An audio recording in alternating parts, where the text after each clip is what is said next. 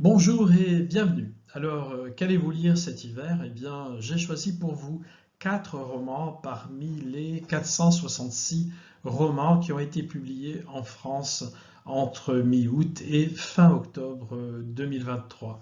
Veillez sur elle, c'est un formidable roman d'aventure qui présente sur une période entre 1914 et 1986 les aventures d'une part de Mimo qui est un nain qui va devenir un très très grand sculpteur, et d'autre part Viola, donc qui est une jeune fille, puis une jeune femme dont le désir le plus profond c'est de pouvoir faire des études et apprendre à voler.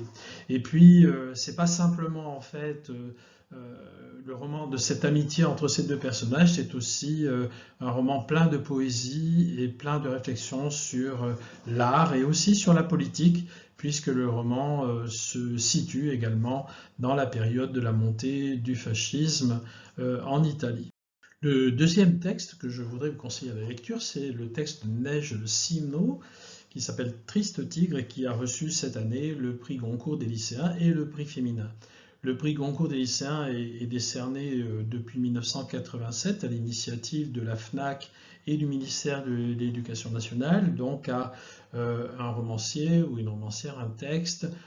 Très souvent d'ailleurs, les textes choisis par les lycéens sont des textes assez tristes. C'est un peu le cas aussi cette fois-ci. En tout cas, c'est un texte très sérieux puisqu'il s'agit de Triste Tigre, donc l'histoire personnelle de Neige Sino qui a été effectivement abusée, violée de l'âge de 8 ans à 14 ans par son beau-père.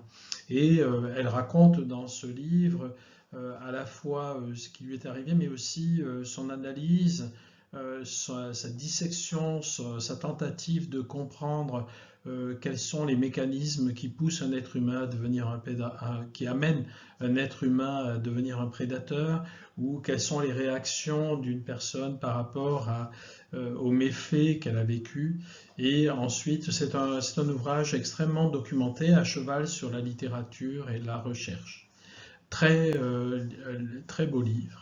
Je voudrais continuer par ce roman de Dominique Barberis, Une façon d'aimer, qui a eu le Grand Prix du roman de l'Académie française en 2023 et qui raconte l'histoire de Madeleine, une jeune femme qui suit son mari au Cameroun, à Douala, et qui là va donc découvrir l'Afrique qu'elle ne connaît pas du tout, les habitudes, découvrir aussi la vie dans cette communauté d'expatriés, s'ennuyer aussi, ne pas trouver vraiment sa place, et puis un soir, lors d'une soirée, elle rencontre un homme et dont elle va tomber éperdument amoureuse.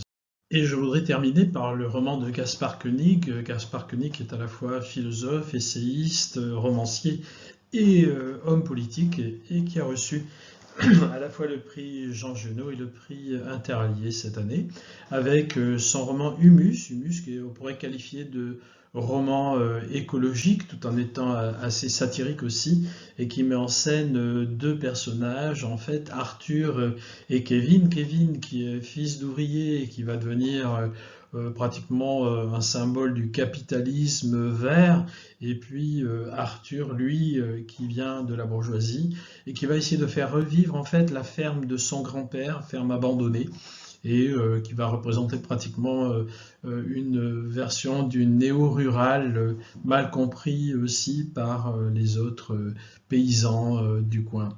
Le livre aussi a un autre personnage, d'autres personnages centraux, ce sont les vers de terre qui sont censés un jour nous sauver, sauver l'humanité.